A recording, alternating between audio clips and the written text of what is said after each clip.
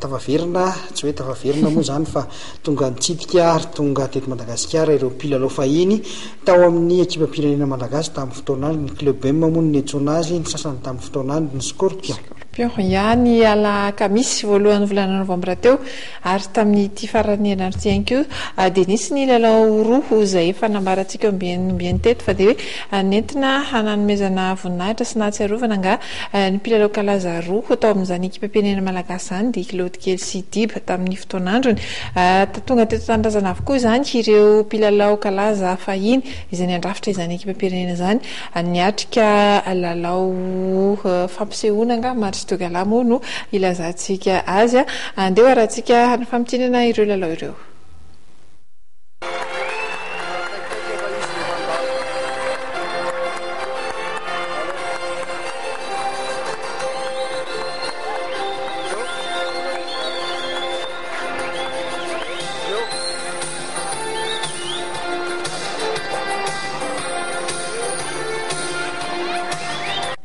Ny Alarobia tolakandro teo no nigadona teto tanindrazana ireo kitam-baolina kitra malagasy fahiny izay mipetraka any amin'ny nosy la Réunion.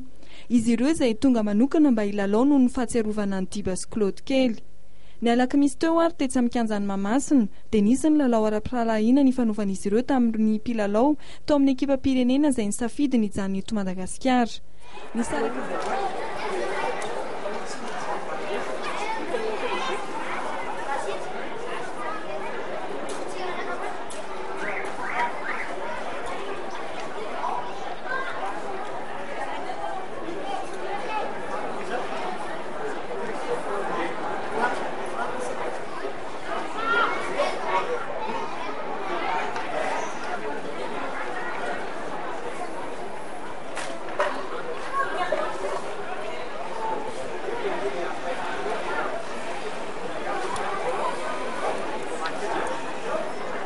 Nisaraka ady sahala telo no telo ny rotonta nandritra izany fionan'izany.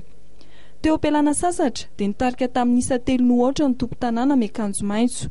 Baolina izay tafiditra tipesiary ary roro. Nosahalain'ny vahiny kosa nefa izany teo amin'ny fizaram-potoana faharoa.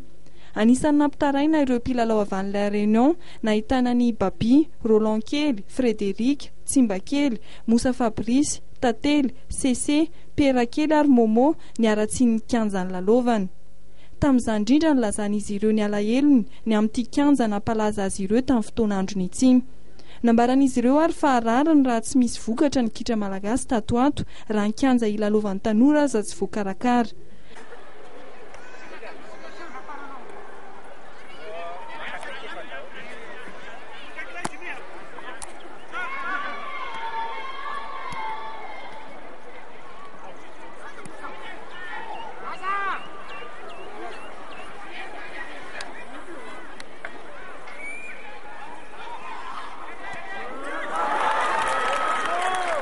Nandeha teo aza nefa izany faratsiany kianja izany dia hita mbola nisongadina avokoa ireto mpilalao nandrafitra ny club sy ny scorpion taloha ireto. Io tolakandro io kosa dia lavon'ireto mpilalao any club fahiny ireto tamin'ny isa telo no iray ny ekipan'ny Knapy Zazokiny tetsy amin'ny kianjan'i Alarobia. Mampiavaka azy ireo ny fahaizana amin'ny femo baolina sy ny fanomezana tolotra tsara petraka.